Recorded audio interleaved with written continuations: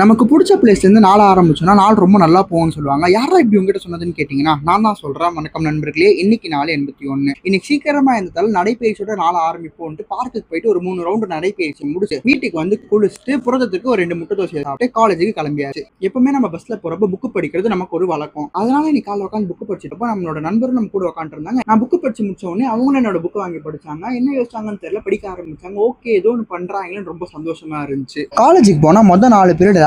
என்னோட நண்பன் வேற வந்து வேலை இருக்கு, கொஞ்சம் உதவி பண்ணுன்னு கேட்க சீனா அவனுக்கு கொஞ்ச நேரம் உதவி பண்ணிட்டு பிரேக்ல கொஞ்ச நேரம் வெளில சுத்திட்டு கிளாஸுக்கு வர லேட்டாக மேடம் திட்டி ஹெச்ஓடி கேபின் முன்னாடி நிக்க வச்சிட்டாங்க. நான் எப்படியோ தப்பிச்சிட்டேன். மதியம் போல சாப்பிட்டுட்டு கிளாஸுக்கு வந்தா என்னோட இன்னொரு நண்பன் மாங்காய் எடுத்துட்டு வந்திருந்தான். அது அப்படியே பெஞ்ச் மேல உடச்சு சாப்பிட்ற சந்தோஷம் இருக்கு பாருங்களே, எப்பா பாப்பா, அது ஒரு தனி சந்தோஷம் நண்பர்களே. யார் யாரெல்லாம் இந்த மாதிரி கிளாஸ் உட்காந்து மாங்காய் சாப்பிடுறீங்க? நாங்கெல்லாம் நிறைய சாப்பிட்டுருக்கோம் நண்பர்களே. திருடி சாப்பிட்டது தான் ரொம்ப அதிகம். ஈவினிங் போல வீட்டுல பிரியாணி செஞ்சு வச்சிருந்தாங்களா, சரி வீட்டுக்கு வந்தோடனே முதல் ஓடிங்க முடிச்சுட்டு ஜிம்முக்கு கிளம்பியாச்சு. ஜிம்முக்கு போனோடனே ஷோல்டருக்கு புதுசா 2 வேரியேஷன் மாஸ்டர் சொல்லி தர அதெல்லாம் முடிச்சுட்டு பைசப்போட ஒர்க் எல்லாம் முடிச்சுட்டு வீட்டுக்கு வந்து செகண்ட் லோடிங்கா பிரியாணி இறக்கிட்டு இந்த டேவை முடிச்சாச்சு. ஜாலியா இருங்க, நாளைக்கு பார்ப்போம்.